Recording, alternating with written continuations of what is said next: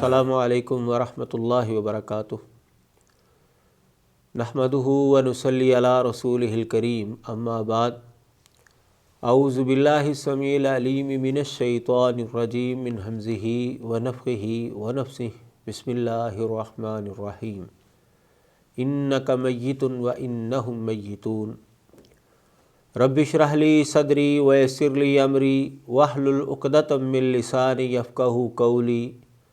Rabbi ज़िदनी इल्मा व ज़िदनी फ़हमा।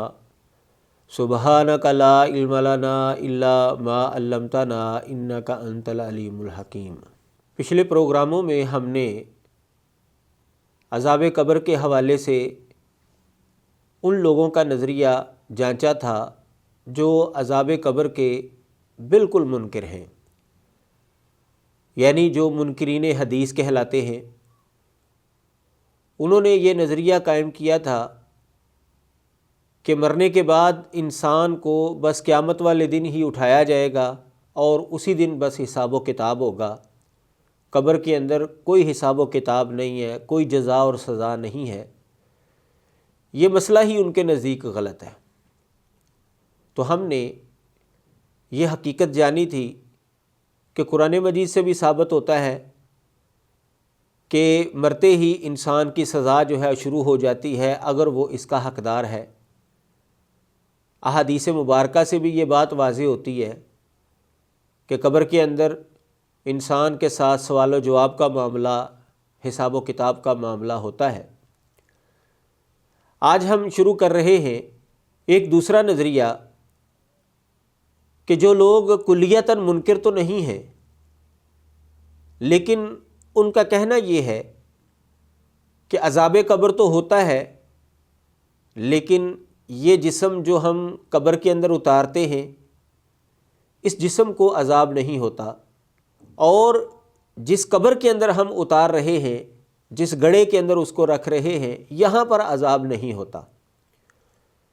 आलम बरज़ख के अंदर उस रूह को एक नया जिस्म मिलता है, तो वहाँ पर उस जिस्म के साथ, उस रूह के साथ ये सज़ा, अज़ाब और राहत वाला मामला होता है।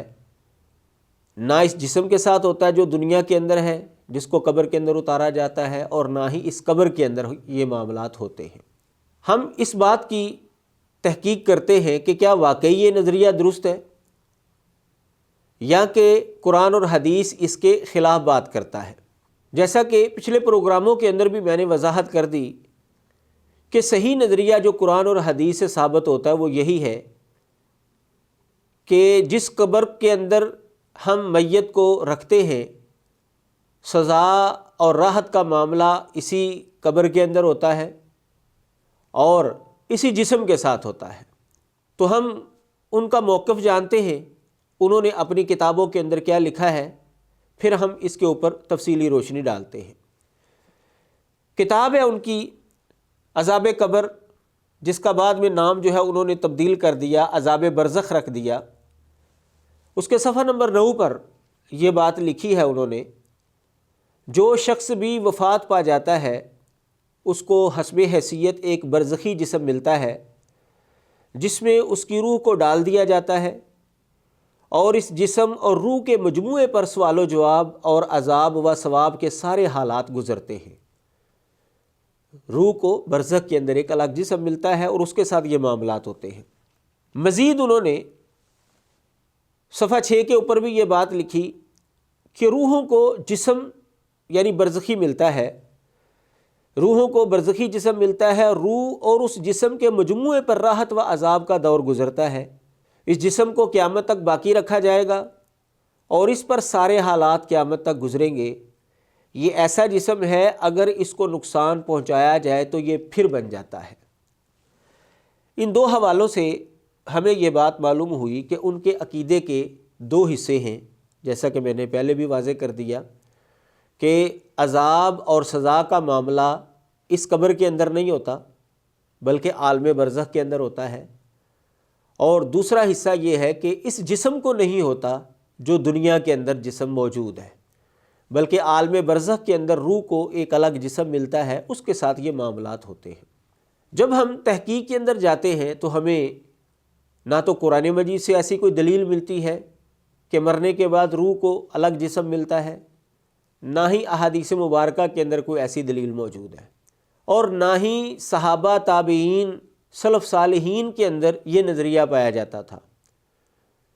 یہ بعد کی پیداوار ہے۔ اب سوال یہ پیدا ہوتا ہے کہ یہ نظریہ کہاں سے لیا گیا؟ تو جب ہم اس کی تہ تک پہنچے تو ہمیں پتہ چلا کہ یہ نظریہ مرزا غلام محمد قادیانی نے پیش کیا تھا۔ اس کی کتاب ہے اسلامی اصول کی فلسفی، اس کے اندر اس نے یہ نظریہ دیا، اور پھر اس کے بعد اس کے بیٹے نے مرزا بشیر الدین محمود نے، جو قادیانیوں کا دوسرا خلیفہ تھا، اس نے اس نظریے کو مفصل طور پر بیان کیا۔ تو ہوتا یہ ہے کہ جو لوگ قادیانیوں کو پڑھتے ہیں، اگر ان کا علم مضبوط نہیں ہے تو وہ قادیانیوں کی کتابیں پڑھ کر ان سے متاثر ہو جاتے ہیں۔ اگر وہ قادیانی نہ بھی ہوں لیکن ان کے اندر بہرحال یہ تبدیلی آ جاتی ہے کہ ان کی کچھ نہ کچھ باتیں جو ہیں وہ درست ماننا شروع ہو جاتے ہیں۔ جو اس فرقے کا امام ہے اس نے بھی ایسے ہی کیا۔ قادیانیوں کو پڑھتے ہیں یہ لوگ، اس کی کتابیں پڑھتے ہیں، تو قادیانی تو نہیں ہوئے لیکن متاثر بہرحال ہو گئے، تو انہوں نے وہ نظریہ وہاں سے لیا اور اس کو معاشرے کے اندر پھیلانا شروع کر دیا۔ یہ میرے سامنے مرزا غلام محمد قادیانی کی کتاب، جیسا کہ میں نے بتایا، اسلامی اصول کی فلسفی، یہ روحانی خزائن اس کی کتابوں کا مجموعہ ہے۔ اس کی جلد نمبر یہ 10 ہے، اور یہ اس کا صفحہ نمبر جو ہے 404، 405 اور 406 پر جو ہے اس نے یہ گفتگو کی ہے۔ کہتا ہے، بات کرتے ہوئے یہ لکھتا ہے، گو موت کے بعد یہ فانی جسم روح سے الگ ہو جاتا ہے۔ اب غور کیجئے گا، بعین ہی وہی نظریہ جو ہمارے معاشرے میں معروف کرنے کی کوشش کی گئی، یہ مرزا قادیانی نے پیش کیا تھا۔ کہتا ہے، گو موت کے بعد یہ فانی جسم روح سے الگ ہو جاتا ہے، مگر عالم برزخ میں مستعار طور پر ہر ایک روح کو کسی قدر اپنے اعمال کا مزہ چکھنے کے لیے جسم ملتا ہے۔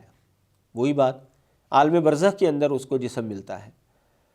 وہ جسم اس جسم کی قسم میں سے نہیں ہوتا، بلکہ ایک نور سے یا ایک تاریکی سے، جیسا کہ اعمال کی صورت ہو جسم تیار ہوتا ہے۔ اس کے اعمال کے نتیجے میں اس کو اچھا یا برا جسم ملتا ہے، اور اس کے ساتھ یہ معاملات ہوتے ہیں۔ آگے جا کر لکھتا ہے، غرض یہ جسم جو اعمال کی کیفیت سے ملتا ہے، یہی عالم برزخ میں نیک و بد کی جزا کا موجب ہو جاتا ہے۔ تو بالکل مرزا غلام محمد قادیانی نے یہ نظریہ پیش کیا تھا، اور اس سے متاثر ہو کر اس فرقے کے بانی نے جو ہم نظریہ جو ہے وہ جانچ رہے ہیں، یہ نظریہ لوگوں کے سامنے رکھا اور کئی لوگوں کو متاثر کر دیا، جبکہ حقیقت ایسی نہیں ہے۔ کیوں کہ نہ تو قرآن مجید سے اس کی کوئی دلیل ملتی ہے، نہ احادیث مبارکہ سے، اور نہ ہی سلف صالحین سے ایسا ملتا ہے۔ اب اس کے بیٹے کی بات کرتے ہیں، یعنی مرزا غلام محمد قادیانی کا جو بیٹا ہے مرزا بشیر الدین، اس کی کتابوں کے مجموعے کا نام رکھا ہے انہوں نے انوار العلوم۔ اس کی جلد نمبر 16 ہے۔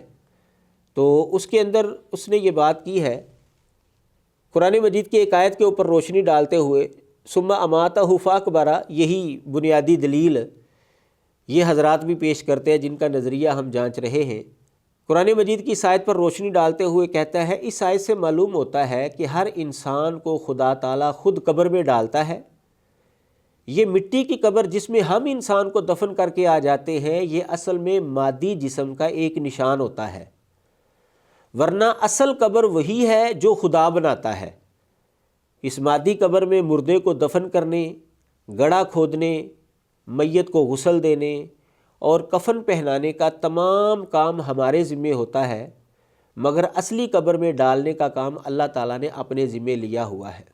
مزید اس کے اوپر روشنی ڈالتا ہے کہ جو اللہ تبارک و تعالیٰ قبر دیتا ہے نا، وہ سب کی برابر ہوتی ہے، اس کو نہ کوئی اکھاڑ سکتا ہے۔ دنیا کے اندر کسی کو درندہ کھا جائے، کسی کو جلا دیا جائے، دنیا کے اندر اس کو یہ زمینی گڑھا ملے نہ ملے، وہ قبر اس کو ضرور ملتی ہے۔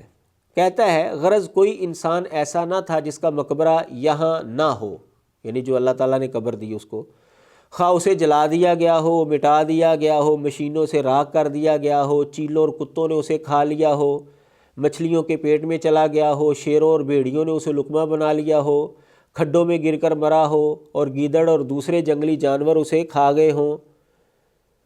ہر شخص کا مقبرہ یہاں موجود تھا۔ اب مزید اس کے اوپر جو ہے وہ روشنی ڈالتا ہے آگے جا کر، کہتا ہے جیسا کہ میں نے بتایا اس آیت میں قبر کا لفظ جو آتا ہے اس سے مراد وہ مقام ہے جس میں مرنے کے بعد ارواح رکھی جاتی ہیں، خواہ مومن کی روح ہو یا کافر کی، سب کی روحیں اس مقام پر رکھی جاتی ہیں، اور در حقیقت یہی قبر ہے جس میں ثواب یا عذاب ملتا ہے۔ اور جو حدیثوں میں آتا ہے کہ مرنے کے بعد کافروں کو قبر کا عذاب دیا جاتا ہے، اس سے مراد یہی قبر ہے، ظاہری قبر مراد نہیں۔ تو مرزا غلام احمد قادیانی کے بیٹے نے بھی اس بات کو واضح طور پر اپنی کتاب کے اندر لکھا، سیر روحانی اس کی کتاب کا نام ہے، جو کہ انوار العلوم کے مجموعہ کے اندر موجود ہے اور جلد نمبر 16 کے اندر یہ موجود ہے۔ تو یہ بات معلوم ہوئی کہ یہ اصل میں نظریہ قادیانیوں کا ہے، مسلمانوں کا یہ نظریہ نہیں تھا۔ مسلمانوں کا نظریہ وہی تھا جو آپ کے سامنے رکھا گیا کہ جہاں پر روح ہوتی ہے اس کے ساتھ وہ معاملات گزرتے ہیں، جہاں پر جسم رکھا جاتا ہے اس کے ساتھ وہ معاملات گزرتے ہیں، اور اسی زمینی گڑھے کے اندر جو ہے یہ معاملات ہوتے ہیں، جسم کے ساتھ ہوتے ہیں۔ تو یہ قادیانیوں سے نظریہ جو ہے اسلام کے اندر داخل کرنے کی کوشش کی گئی ہے، حقیقت کے ساتھ اس کا کوئی تعلق نہیں ہے۔ قرآن مجید اور احادیث کی روشنی میں اب ہم آپ کے سامنے یہ بات رکھتے ہیں کہ یہ جو جسم ہم اٹھا کر قبر کے اندر رکھتے ہیں، یا یہ جو جسم دنیا کے اندر چلتا پھرتا تھا، جب روح اس سے الگ ہو جائے تو اس کو میت کہا جاتا ہے، اور اسی میت کے ساتھ یہ راحت اور عذاب والا معاملہ گزرتا ہے۔ قرآن مجید کی آیت ہے، اللہ تعالیٰ فرماتے ہیں ثم انکم بعد ذالک لمیتون، دنیا کے اندر تمہیں زندگی دی، اس زندگی کے بعد تم مر جاؤ گے، میت ہو جاؤ گے۔ ثم انکم یوم القیامت تبعثون، پھر قیامت والے دن تم کو اٹھایا جائے گا۔ تو یہ جسم جس کو اللہ تعالیٰ نے دنیا میں رکھا ہے، اللہ تعالیٰ فرماتے ہیں دنیا کا وقت جب تمہارا پورا ہو جائے گا، پھر اس کے بعد تم میت بن جاؤ گے، اور قیامت والے دن تمہیں اٹھایا جائے گا۔ معلوم ہوا کہ اس جسم کو میت کہا جاتا ہے۔ نبی علیہ الصلوۃ والسلام کو مخاطب کرتے ہوئے اللہ تعالیٰ نے فرمایا ہے انک میت وانہم میتون ثم انکم یوم القیامت عند ربکم تختصمون، اے نبی تو بھی میت ہونے والا ہے، آپ کا بھی وقت پورا ہونے والا ہے، آپ بھی فوت ہونے والے ہیں، اور جو آپ کے مخالفین ہیں یہ بھی مرنے والے ہیں، تم سب جو ہے وہ میت ہو، ایک وقت آئے گا سب میت ہو جاؤ گے۔ ثم انکم یوم القیامت عند ربکم تختصمون، پھر قیامت والے دن اپنے رب کے سامنے تمہارا اختلاف ہوگا، تمہارا جھگڑا ہوگا۔ تو اب ان قرآن مجید کی 2 آیات سے یہ بات معلوم ہوئی کہ جو جسم دنیا کے اندر چلتا پھرتا ہے، کھاتا پیتا ہے، وقت گزارتا ہے، جب روح اس سے جدا ہو جاتی ہے تو اس کو قرآن مجید کی زبان میں میت کہا جاتا ہے۔ یہ بات واضح ہو گئی۔ اب احادیث کو دیکھتے ہیں تو اس کے اندر بھی ہمیں یہی بات ملتی ہے کہ یہ جسم جس کو قبر کے اندر اتارا جاتا ہے اس کو میت کہا گیا ہے۔ صحیح بخاری کے اندر حدیث ہے، ام المؤمنین سیدہ عائشہ رضی اللہ تعالیٰ عنہ اور حضرت عبداللہ بن عباس رضی اللہ تعالیٰ عنہ حدیث کے راوی ہیں، بیان کرتے ہیں ان ابا بکر قبل النبی صلی اللہ علیہ وسلم وہو میت، حضرت ابوبکر صدیق رضی اللہ تعالیٰ عنہ نے آ کر نبی علیہ الصلوۃ والسلام کی میت کو بوسہ دیا۔ یہاں پر نبی علیہ الصلوۃ والسلام کی میت پڑی ہوئی تھی، تو حضرت ابوبکر نے آ کر جو ہے اس کو بوسہ دیا۔ تو یہاں پر لفظ ہے قبل النبی وہو میت، نبی علیہ الصلوۃ والسلام کی میت تھی وہاں پر، اور جس کو بوسہ دیا گیا وہ وہی جسم تھا جو دنیا کے اندر چلتا پھرتا تھا۔ اسی طرح سنن ترمذی کے اندر روایت موجود ہے، ام المؤمنین سیدہ عائشہ رضی اللہ تعالیٰ عنہ بیان کرتی ہیں ان النبی صلی اللہ علیہ وسلم قبل عثمان بن مظعون وہو میت، نبی علیہ الصلوۃ والسلام نے بھی حضرت عثمان بن مظعون رضی اللہ تعالیٰ عنہ کی میت کو بوسہ دیا۔ تو وہی جسم جو دنیا کے اندر چلتا پھرتا تھا اس کو میت کہا گیا ہے۔ تیسرے انداز سے آپ سمجھے کہ سلف صالحین محدثین جو گزرے ہیں انہوں نے جو احادیث نقل کی ہیں اپنی کتابوں کے اندر جمع کی ہیں، مردے کو نہلانے والی، اس کو کفن پہنانے والی اور دیگر اس طرح کے معاملات والی، اس کے اوپر جو عنوانات قائم کیے ہیں ان کے لیے انہوں نے لفظ جو ہے وہ میت کا استعمال کیا ہے۔ مثلا صحیح بخاری کو ہی اگر آپ دیکھ لیں، اس کے اندر آپ کو کئی ایسے ابواب مل جائیں گے، اور دیگر حدیث کی کتابوں کو اگر آپ شامل کر لیں پھر تو بے شمار آپ کو ایسے عنوان ملیں گے، جس سے یہ بات ثابت ہوتی ہے کہ سلف صالحین بھی لفظ میت اسی جسم کے اوپر بولتے تھے جو دنیا کے اندر چلتا پھرتا تھا، اور اب روح اس سے الگ ہو گئی ہے۔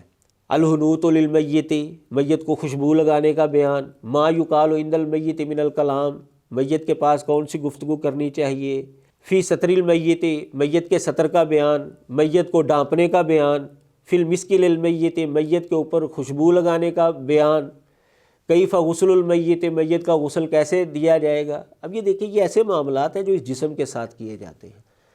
تو اہل علم نے بھی لفظ میت اسی جسم کے اوپر بولا ہے جو دنیا کے اندر چلتا پھرتا تھا، اور اب روح اس سے جو ہے وہ الگ ہو گئی ہے۔